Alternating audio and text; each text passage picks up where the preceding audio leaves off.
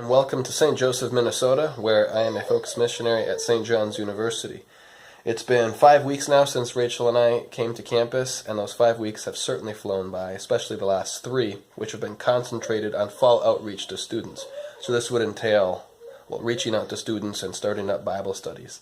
I've started up 3 studies within the last 3 weeks, and just had 6 guys over last night, all of them from Bible study, and one of them brought his parents over, and so they were able to share dinner with us last night. And so fall outreach has been going well. It's been certainly long hours on campus getting to know students and inviting them into our lives and being able to share lives with them. I had a couple pretty spectacular encounters with students, particularly 2 stories that I want to share. The first one with a freshman in Bible study by the name of Brady. I can share first names on here.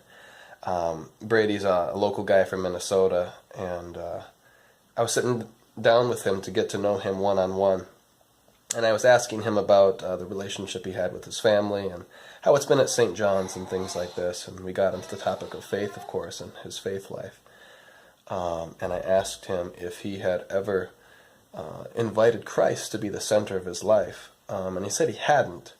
And so I asked him, would you want to pray just real quick to invite Christ to be the center of his life? And he said, certainly. And so we did. And I start praying with the man, and Brady's a tough farm kid here from Minnesota.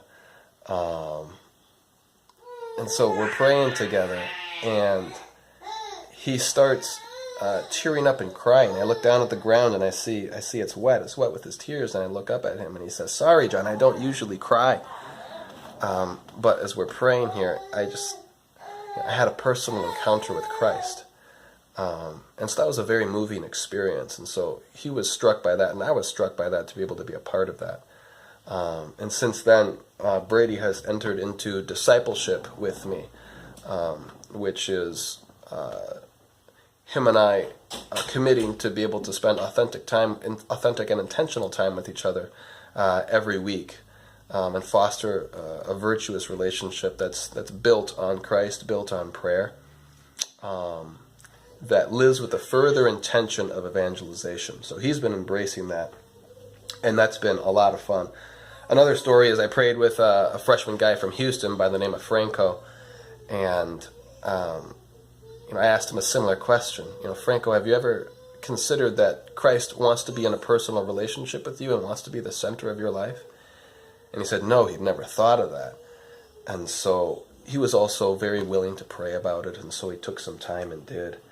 And at the end of it, he was sitting there kind of stunned, and he said to me, as we were praying, it was like the hand of God was touching my shoulder.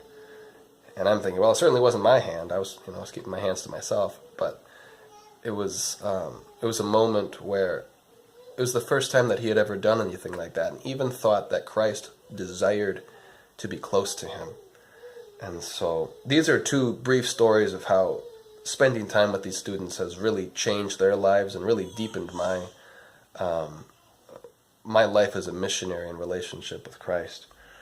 And so these guys have been diving deep into Bible study and community. We've created a great brotherhood. There's a total of 18 young men in freshman Bible study, and these guys are stoked and ready to learn more about their faith.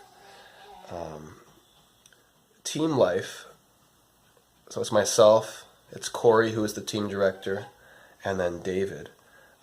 That's been going very well. We meet every morning at 8:30 to debrief with each other.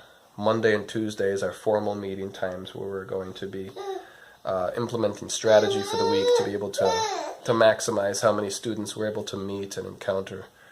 And that's been going very smoothly. And having Rachel be able to get to know Corey's wife, Alyssa, and David's wife, Marilyn, has been a lot of fun as well. And Rachel has actually started up a Bible study with those 2 ladies. And I hear nothing but good things about it. As we're moving forward here over the next few weeks, there are a few specific goals that we're going to be striving for. The first one is to have every guy that is committed to Bible study be able to come every week, to be able to structure his schedule such that growing in brotherhood and growing in relationship with Christ is central to it. Encouraging these guys to foster excellence in their academics endeavors as well. And Seek, of course, is coming up in January, and there's all sorts of things that need to be done to plan that, from acquiring buses to be able to take students down to Indianapolis, getting students registered, and getting all that sorted out. And so that takes up a lot of our energy, but it's been going extremely well, and there's a lot of students who are excited to be a part of that. And Rachel just came home, and she can come over here and join. Say hi to the camera, Benedict. Hello. Oh, we're a little grumpy right now. Oh, man. So if we could share some prayer intentions with you. The first one would be for Christopher and Sam. These are two students, the former a sophomore and the latter a junior, and they're working on starting up their Bible studies. So if you could pray for them, that they would have the strength and the courage and the discipline to be able to do that.